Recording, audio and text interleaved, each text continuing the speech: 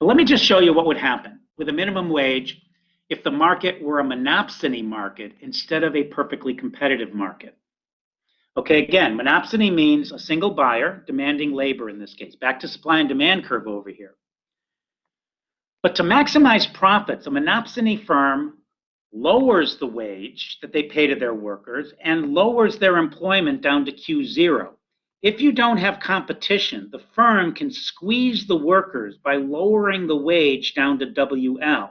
So pay the workers WL, cut back supply here, and now notice that the demand surplus is going to be given by area A, B, and D. All right, that's going to go to the demanders of the labor, which is the firms, and the firms can actually squeeze. This is kind of like squeezing consumer surplus by price discrimination. This is squeezing surplus to you by virtue of lowering the wage to your workers as low as you can get them. And if you have a monopsony, meaning your workers can't leave you, they can't go somewhere else, then you're able to do this with the workers. You can squeeze them to as low a wage as they can possibly fathom. Okay? If that's going to happen, then the consumer surplus to the firm, like I just said, is going to be A, B, D. The producer surplus to the workers is going to be reduced to just area F. And market welfare is going to be reduced to A, B, D, F. In other words, a monopsony acting in the marketplace is actually going to create the same inefficiencies that would have been created by the minimum wage. But it's not the workers getting higher wages. Instead, it's the firms paying lower wages here. All right, so let's suppose that's the equilibrium in the market. The wage to workers is down here at WL. The firms are making extravagant profits, squeezing and exploiting their workers in this particular circumstance or situation. Now, what happens in that situation if we raise the wage from WL up to WE? Well, what that does is it forces the firms to act like the market is now perfectly competitive. By raising the wage from WL to WE, employment is going to rise from Q0 up to QE. Wages are going to rise for workers as well. So we're going to get an increase in employment, an increase in wages, and we're going to get an elimination of this inefficiency. The C plus E is going to come back to the marketplace. So with the monopsony in place, the minimum wage and unionization, by the way, too, are both going to have the effect of not only improving the well-being of workers, but also encouraging more jobs in the industry, having more workers enjoy the higher wage, and actually create the overall market efficiency improvement. In other words, the market is going to work better with the minimum wage in this particular circumstance.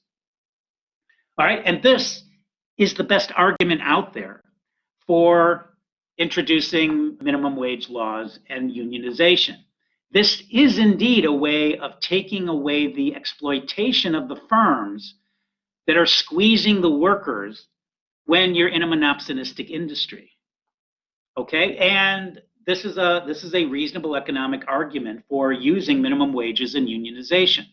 Okay, so why do so many economists support a policy that's more likely to cause harm than good? Well, the position is tenable if the minimum wages or the union is eliminating monopsony power. We get a more efficient outcome. Then we have to ask the question, is the low-wage labor market really monopsonistic? And here again, it doesn't seem quite obvious when you look at the low-skilled labor market, because there are so many different types of firms out there that employ low-skilled workers, minimum wage workers, that it's hard to imagine that there's not this shifting that can take place between firms. Now, I'm starting with this slide, which is kind of summing up what we had done at the end of class last time. And the question we might ask is this one at the top: why do so many economists still support minimum wages, support unionization, when our basic economic model suggests it may do more harm than good? Okay, and the second bullet, the answer to that, is that that position is tenable or believable if the policy is eliminating monopsony power in that particular market. If the firms have the ability to control or affect the prices they set for labor, those firms would be inclined to maximize their profitability to try to push the prices of labor or workers down, to keep wages low, because that will increase their profits. And if they have the ability to do that, then we don't have a free market, perfectly competitive outcome. And in that particular case, what we showed at the end of class last time is that a minimum wage or unionization, either of them, can actually have the effect of both raising wages for the workers and increasing employment in the industry, because it's eliminating that monopsonistic power on the part of the producers, the firms themselves. And that is a very relevant, a very valid argument in economics for why minimum wages and unionization could indeed be a good thing. Okay, but in order to make that work, you've got to be able to show that the labor market is monopsonistic, that somehow firms have the power to control the wages of individual workers, that they're not colluding with each other in some way to make that possible. Now, when you look at the low-skilled labor market, the individuals who are making minimum wages in the economy, one thing that's clear is that jobs available at minimum wages are available across different industries. It's not just one industry or one firm, but there are thousands, if not hundreds of thousands of firms in the market that are paying the minimum wage. And it's important to recognize how competition is thought to work, not just on the product side, which we've talked a little bit about, but also on the labor market side. And one argument that people sometimes make about the reason why unionization is important and necessary is because they'll argue that individuals don't have any bargaining power themselves. That, for example, if you're a teenage worker and you walk into the McDonald's to ask for a job and they say, okay, we can start you at the minimum wage, maybe in our state it's $10 per hour, we're going to pay you that. You don't have any ability as an individual worker to argue for better pay. You can't say, oh, well, I'm not going to accept 10, I'll take 11. I'm not happy with the working conditions that are here. I really think you need to do something else. That person is in no position to bargain for any sort of extra benefits. They have to take what they're offered or not. All right. And so they say, oh, well, you need support. You need this kind of collective action. You need unionization behind you in order to bargain effectively for higher wages. But that's not quite how bargaining is going to work in a free market. The way bargaining works is that individuals, and I want to point to this particular bullet here, workers profit when they work, and they profit in the following sense. They receive a wage, they're working under certain conditions, and if the working conditions are not very good for a particular worker, if it's dangerous, the worker's going to notice that, and is going to be scared to go to work, is going to be worried about their safety. And that's going to reduce the profit, quote unquote, that they get from working. The working conditions themselves affect whether they like the job, don't like the job. Things like the friendliness of their coworkers, whether you like the people you're working with or not, that's going to affect your experience as a worker, and it's affecting whether you, again, quote unquote, profit from working in that particular firm. And if you don't profit from that, if your wage is too low as a worker, if your safety is if it's too unsafe and the working conditions are poor, if you don't like your coworkers or your boss and they annoy you, then very soon you're going to realize it's just not in my interest to continue working in this particular firm.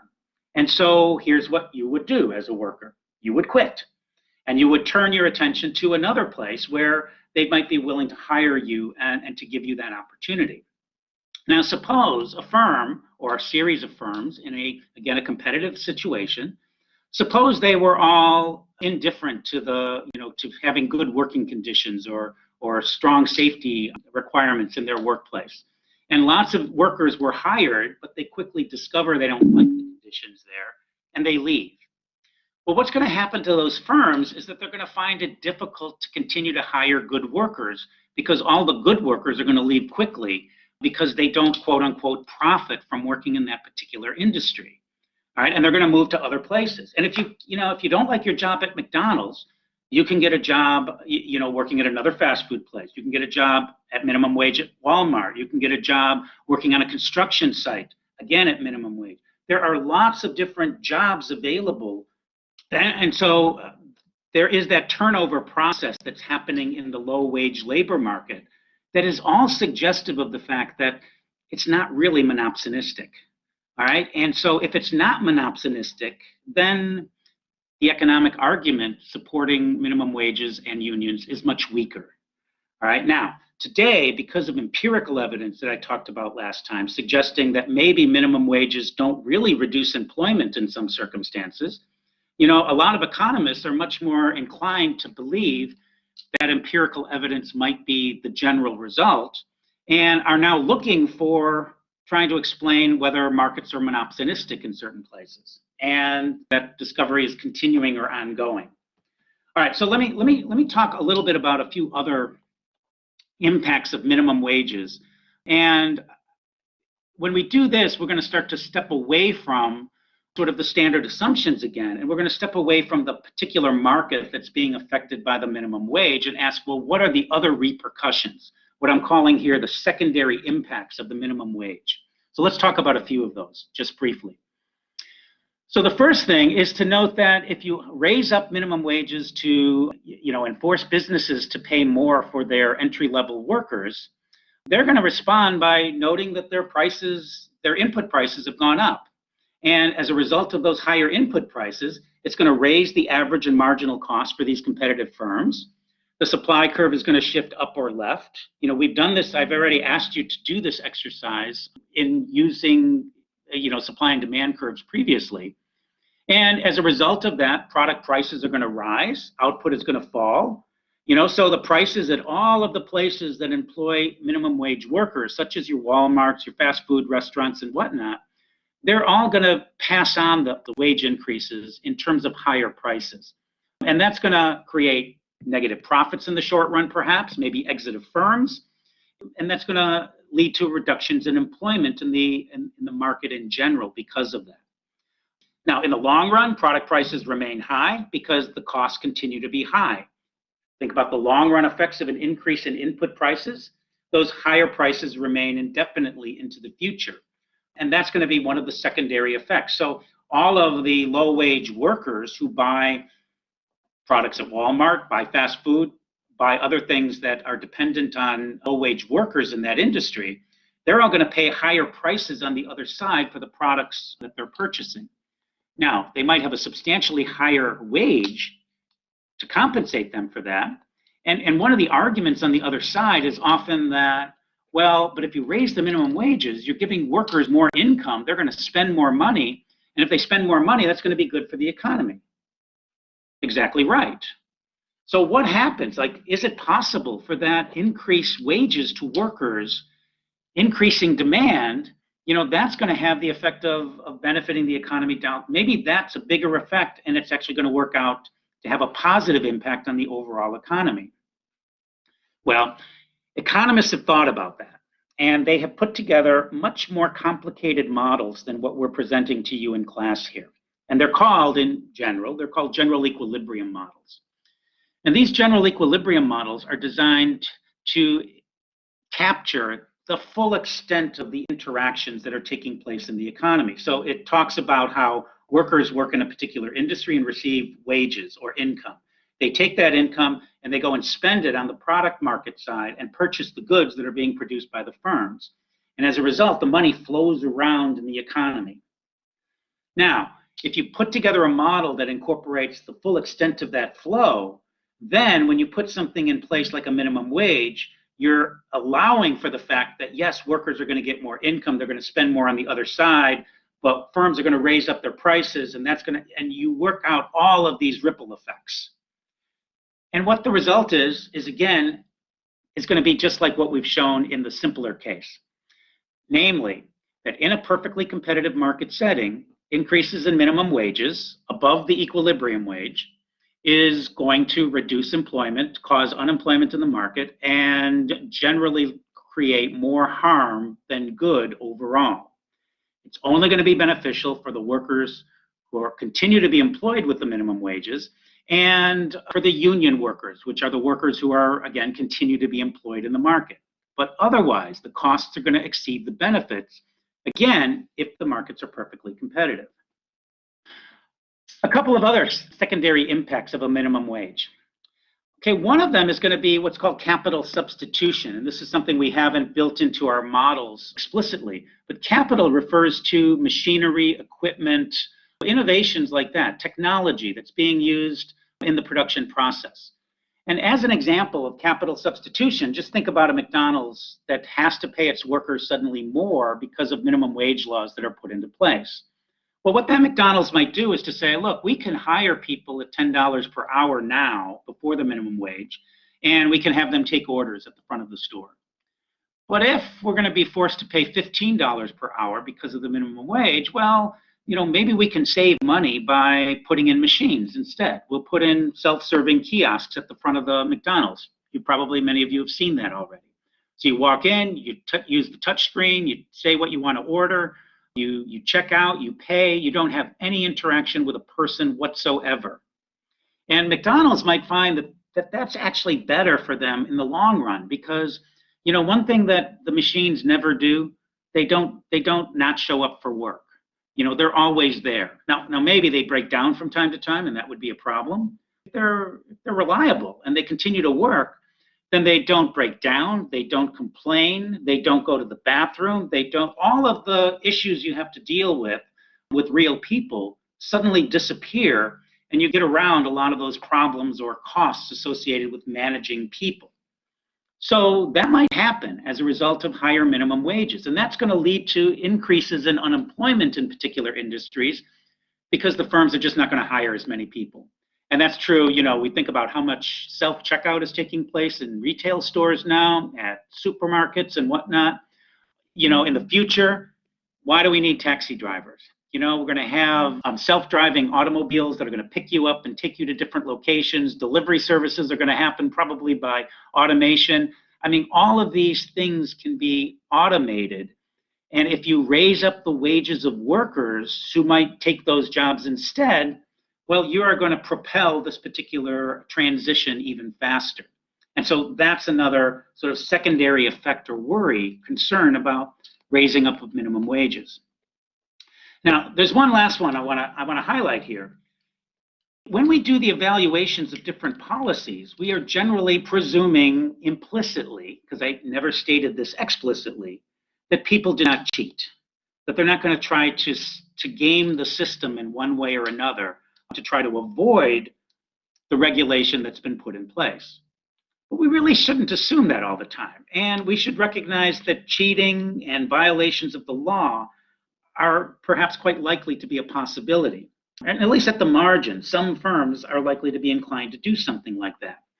Now, the point I'm making here, though, in these 2 bullet points is, first of all, let's suppose that a small business, says, look, I just can't afford to pay $15 an hour for my workers. So I'm just going to offer them $12 per hour and hope that they take it and hope that they'll work for me at that price. Now, if those workers are what I'm going to call legal workers, they're Americans, they have citizenship, they have a right to work in the country, and they might take the job at $12 and learn afterwards because, again, of imperfect information on their part. They may not know the rules, and they may realize, oh, wait a minute, I'm supposed to be paid the minimum wage. And then they could file a complaint with their labor department in the state, and the business could get into trouble, get fined, and whatnot. So you don't want to really cheat legal workers. But suppose you could hire a bunch of illegal workers. Suppose you could pay them much, much less than the minimum wage. Now, as an illegal worker in the country, those people are not inclined to go to the authorities and say something is wrong with the system, somebody is breaking the law, because that's going to bring a spotlight to them, and people might question their legality and their ability to work in the country. So my point here is that you end up with these kinds of substitutions occasionally, where an individual firm might skirt the rules, say, I'm going to pay less than the minimum wage, but now I'm going to hire illegal workers and nobody's going to know about it. And then you're incorporating the minimum wage law, then has this, again, secondary effect where you might be causing more harm to the illegal workers in the country who are now, sort of taken advantage of even more because of the response being made by the companies responding to the minimum wage. All right, so the point of all of this is it gets pretty complicated, and it gets really hard to know for sure what the impacts of that minimum wage are going to be in the aggregate. There's some obvious effects that we can see. Raise the minimum wage, the workers who get higher wages, they're happier. That's a really obvious effect, and we're going to see that. But a lot of these other effects are going to take place over time. They're going to be hidden, like if you're skirting around the rules and cheating. And you're going to have these secondary impacts that are going to be detrimental to individuals and to the economy overall. How it all weighs out, I'm not entirely sure. Now, there's a couple of readings that I gave you, and I just want to highlight a couple of them really quickly. One of the articles is about internships. And as GW students, I'm sure all of you or most of you have thought about the possibility of doing an internship in DC during your 4 years at GW. Interns in general have been paid often nothing. They're allowed to come in, work in an office. They don't get paid. They're called unpaid internships. But you get some exposure to the workplace, students do. You get some experience with how the work works. And it's very valuable. Most people would like to have several unpaid internships during their college careers. But there's been a lot of pressure on this particular system, arguing that, hey, this internship system is kind of skirting the system because it's avoiding the minimum wage laws that are in place in these particular jurisdictions.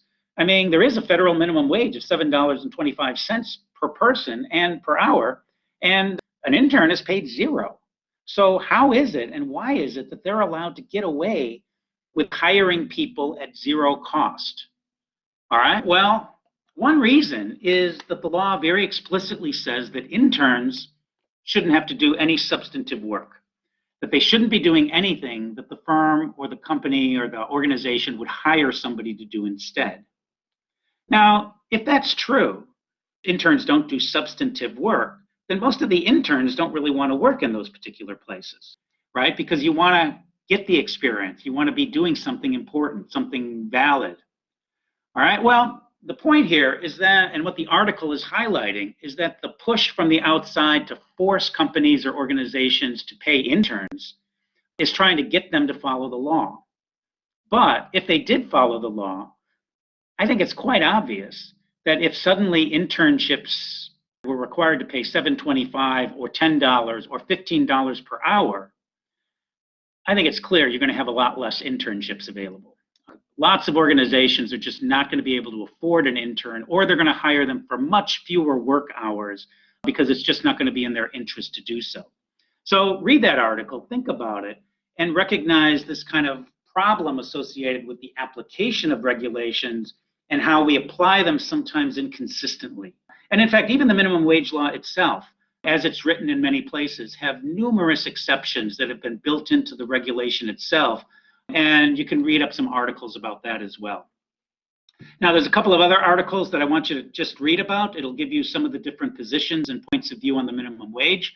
And it's important to kind of see this discussion in the public policy sphere. Okay, here's the conclusions, but I think I've pretty much highlighted all of these.